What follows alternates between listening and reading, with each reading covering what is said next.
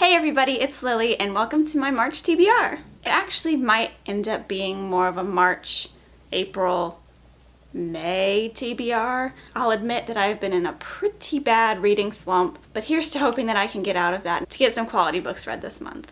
So, for disclosure, I'm not a person who likes to look at reviews before I read a book. I actually like to look at reviews after I read the book to see if my opinions are validated by anyone else.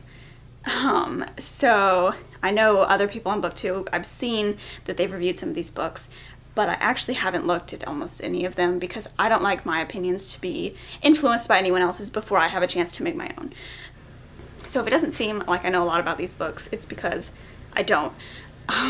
The only information I really have about them is what I can find on the inside cover or on the back, because I don't like to look at anything before I read a book. So hopefully that'll keep this this TBR short and sweet and to the point. All right, let's get started. The first book on my TBR for March is Wayfarer by Alexandra Bracken. I've actually already started this book. I'm about 200 pages in. Yes, I do use the dust jacket as a bookmark. I actually started Wayfarer in February. And I've actually been trying to read it for all of February.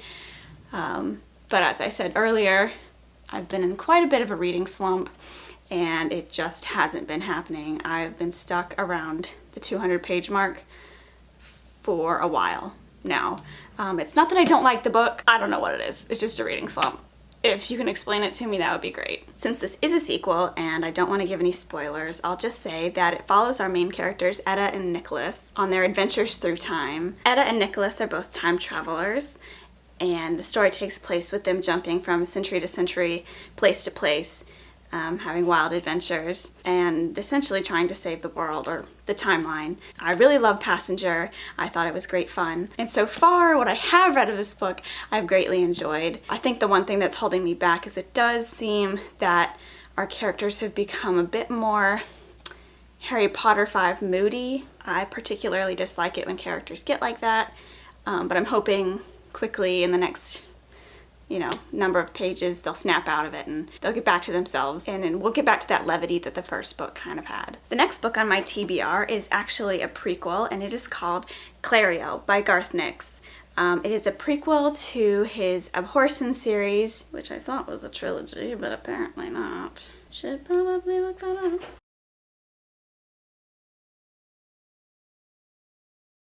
So, full disclosure, I actually started this book a while back while I was on vacation, and I realized I didn't remember everything that had happened in the previous books. Not that I think that you have to have read the previous books to read this one, but some of the terminology that's used and some of the things that exist in this world aren't necessarily fully explained again. So because I read them so long ago, I might have to go back and reread bits and pieces of Abhorsen, which came out right before this one. So Clary Oh takes place, I think it's a few hundred years before the events of Sabriel, the first book in the series. So this book in the series follows Clary Oh. She's the daughter of a family in the Old Kingdom, and she wants to live sort of a normal, quiet life, as we all do. But that can't happen for various reasons. If you haven't read the series, the world is split into the Old Kingdom and a place called Ancelstier, I think. Pronunciation? I'm really bad at it, so don't yell at me, please. I'm really looking forward to reading this book and getting to know the Old Kingdom a little bit more and diving back into it again. So, yeah. The next book on my TBR is a book that I think came out a little while ago, but I just discovered, and it's The Call by Pater O'Gillen. It seems like some sort of situation where you are called. I'm not sure exactly how it works, but when you're called, you're transported to some other land where you have to essentially fight for your survival. And apparently the main character doesn't have very many good friends.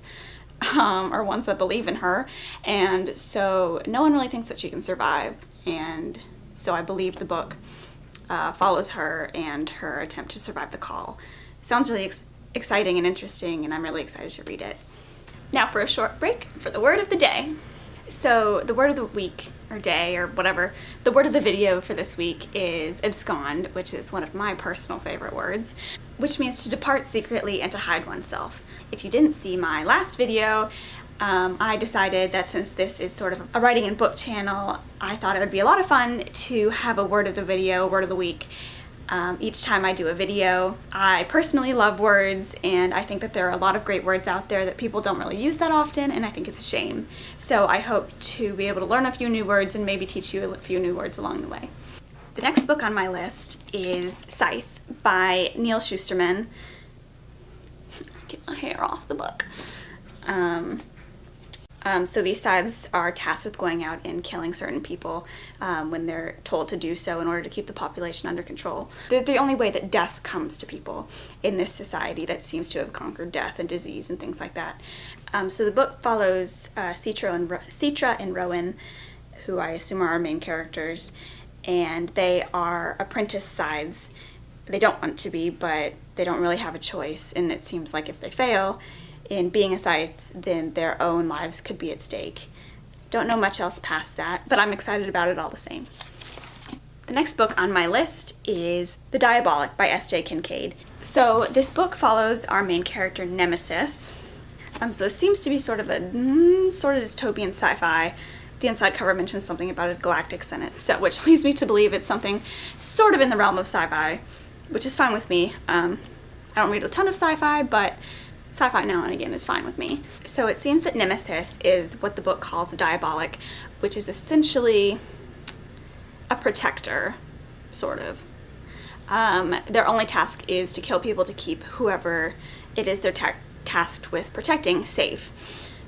So it seems like Nemesis, our main character, is tasked with protecting Sidonia, who is the daughter of someone on the Galactic Senate, or heir to the Galactic Senate, something like that. And apparently Sidonia is summoned to the Imperial Court as a hostage, and so the only way Nemesis can keep her safe is by becoming her and taking on her identity. So the book follows Nemesis as she attempts to keep Sidonia safe by essentially being her and taking over her roles. So yeah, sounds exciting, sounds interesting, and I hope to get around to it soon.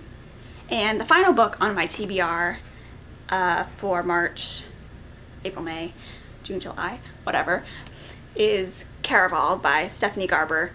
And the first thing I thought of when I saw this book was Carnival, which I'm not sure if it has anything to do with it, but from the little synopsis that I read on the inside cover, it seems like it could be inspired sort of by Carnival, but maybe just since Mardi Gras is so close, Carnival is what sprung to mind.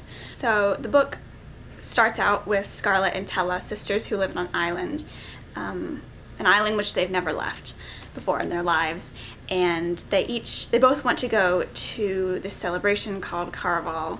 Caraval is an event that takes place once a year, and it's a big performance where the audience is actually a part of the show, and it extends over a period of 5 days.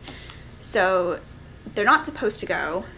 It seems like their father wants to forbid them from going, but they end up being able to hitch a ride with some sailor and make it to the performance. However, when they get there, Tella is kidnapped and somehow is sort of the center of the show for this year.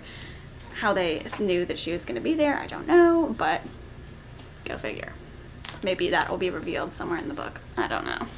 So Scarlett is under the impression, or has been told, that everything that happens during Caraval is just sort of a game, it's just a performance. She still has to find her sister within the 5 nights that the performance takes place, or she could lose her sister forever. So it seems super interesting. All right, well, I guess that just about sums it up. Those are the books on my TBR for the next couple of months. We'll see how fast I can get through them. I hope you enjoyed, and I will see you next time. Thanks. Bye. I told you wouldn't see me made up for long. This is more of my day-to-day look. A little bit of mascara and eyeliner, a little bit of concealer. Good to go. Just enough to make sure I don't look like a 12-year-old.